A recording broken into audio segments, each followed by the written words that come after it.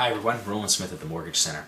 As many of you know, I recently got a new baby puppy that I've brought home, and as I was bringing him back to my condo, I got to thinking to myself, I don't actually know if pet restrictions are in place in my building. I had to go back and read my condo bylaws and found that yes, there's no problem bringing pets. You can have any pets you want.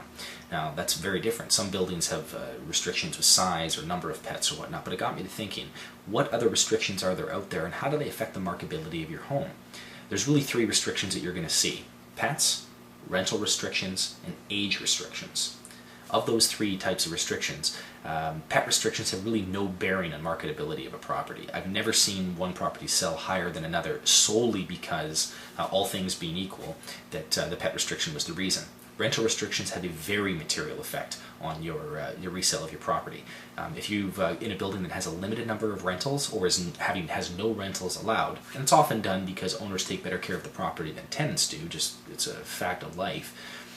It is harder to sell those homes, or they sell for less money because the investor market is not able to buy it, able to put a tenant in it, and earn a revenue off of it. Age restrictions, the third type, do have a very profound effect on marketability.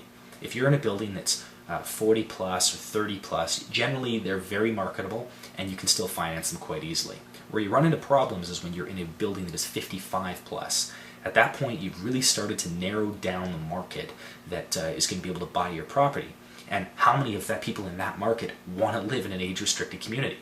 You see it a lot in seniors' homes where they're even older, they're 65 plus, where they just want retirees.